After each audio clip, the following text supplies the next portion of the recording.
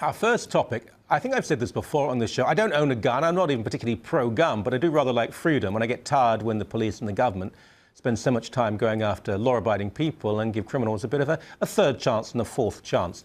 Solomon Friedman, a lawyer with Edelson, Clifford, D'Angelo and Friedman in Ottawa, joins us now. Welcome back to you, always a pleasure.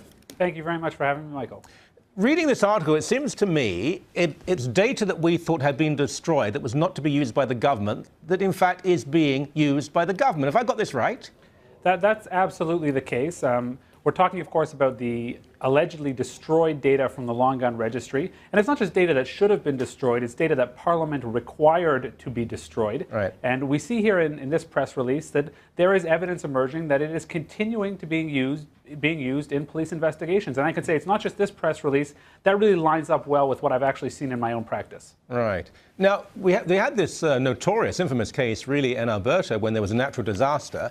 And people, innocent people, law-abiding people, their homes were broken into. They were looted, actually, by the police. Any link between the information and those actions? Well, I know that the very first question that I asked when the whole High River, Alberta scandal erupted is, how did they know which guns were in which homes? Yeah. And we have yet to receive a satisfactory answer until today, I think, that amid these revelations, it's very easy to make that link, and the link is a simple one. That data, which was supposed to be destroyed, has either not been destroyed in its entirety, or there are copies and fragments, which is the most likely explanation of it, floating around in the hands of various police forces in Canada. Right.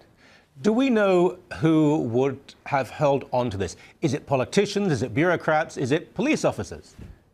Well, let me give you a good example of this.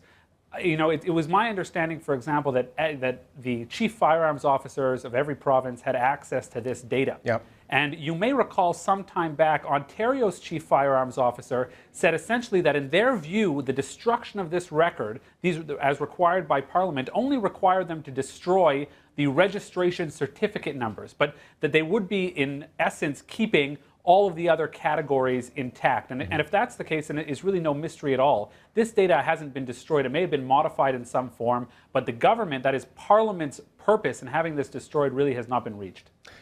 You mentioned firearms officers at a provincial level, but I assume this was assembled at a federal level, or are there various departments throughout the country who would have access to it? Well, you know, the administration of the Firearms Act is really a joint enterprise. Yeah. You have the RCMP that administers on the federal level, but almost every province, except those that haven't opted into the program, like Alberta, have their own provincial firearms officer, chief firearms officer. In Ontario, it's a very senior OPP officer. Mm-hmm. Now, will people be reprimanded? I mean, Parliament has the authority. This is crucial to the rule of law and the separation of powers. Parliament has the authority to say, do this, you have to do it. And just because it's gun owners involved doesn't mean you can say, no, I don't think I will oblige. I hope some people will be reprimanded, if not fired. And I think what happens here is we really run up in against a very deep tension, which is to say the police love having information. They love having databases. They're loath to give up information, whether they're on law-abiding citizens or otherwise. And here we had Parliament issue a very strict directive. This information needs to be deleted, but that's so counter to police thinking. And I think, hopefully as people become aware of this, there will be a public outcry to have Parliament's will essentially implemented and have this data destroyed once and for all. Well, I hope you're right, because, and this is not to be anti-police in any way, but there was a recent case, I'm sure you're aware of it, was last year now, Judge David Brown, who is a much admired law officer, who made a statement about an occupation of a railway line by native protesters. And the head of the OPP, who is an agent of the state, a paid official, I'm afraid he has to do what he's told, even though he's a police officer. He said, no, I'm not going to obey this. I mean, that's very worrying stuff. It really is, and it goes counter to the most profound democratic principles in our society, which is to say representative government rules. Our Parliament is supreme.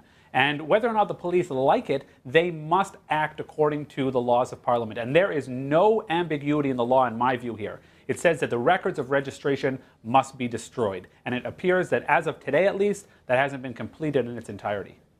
Is it possible that there are, and I don't think this affects the rank and file of the police, but there are high-ranking police officers who are maybe, how shall I put it, assuming, hoping, dreaming, there could be a different party in governance in this country, and if the Liberals do win that election, or the NDP, they will say that information is useful and will try to change the law?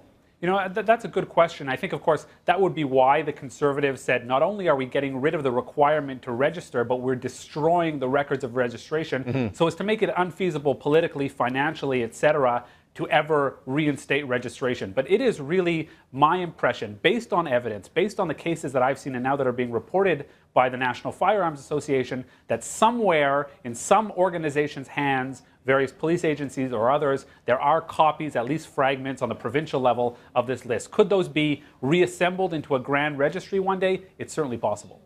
And as I said at the beginning of the interview, I don't really think it's about guns. I'm not a gun owner. I don't particularly care that much about guns, but I do care about freedom and the rule of law and personal responsibility. And I don't want the police telling me that they have more right to control my life than someone I've elected into Parliament.